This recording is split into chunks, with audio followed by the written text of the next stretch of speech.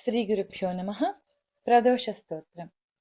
जय देव जगन्नाथ जय शङ्कर सरस्वता जय सर्वसुराध्यक्ष जय सर्वसुरार्चिता जय सर्वगुणातीत जय सर्ववरप्रदा जय नित्यनिराधार जय विश्वम्भराव्यया जय विश्वैकवन्द्येश जय नागेन्द्रभूषण जय गौरीपते शम्भो जय चन्द्रार्धशेखरा जय कोट्यर्कसङ्कास जयानन्तगुणाश्रया जय भद्रविरूपाक्ष जयाचिन्त्यनिरञ्जना जय नाथकृपासिन्धो जय भक्तार्तिभञ्जना जय दुस्तरसंसारसागरोत्तारणप्रभो प्रसीद मे महादेव संसारार्तस्य खिद्यतः सर्वपापक्षयं कृत्वा रक्ष मां परमेश्वरः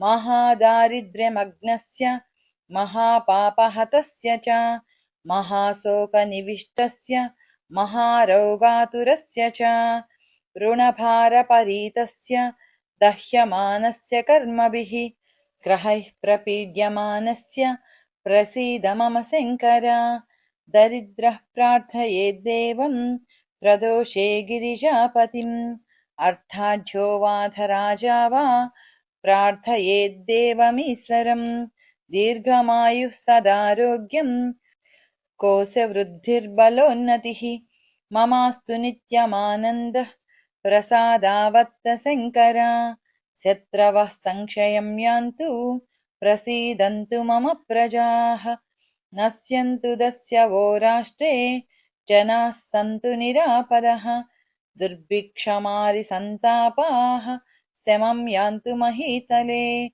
सर्वसस्यसमृद्धिश्च भूयात् सुखमया दिशः एवमाराधयेद्देवं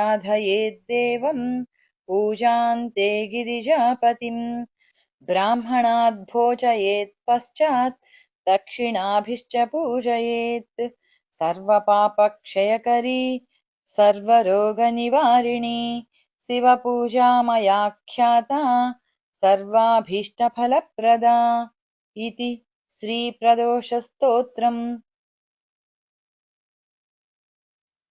यदक्षरपदभ्रष्टं मात्राहीनं तु यद्भवेत् तत्सर्वं क्षम्यतां देव नारायण नमोऽस्तु ते।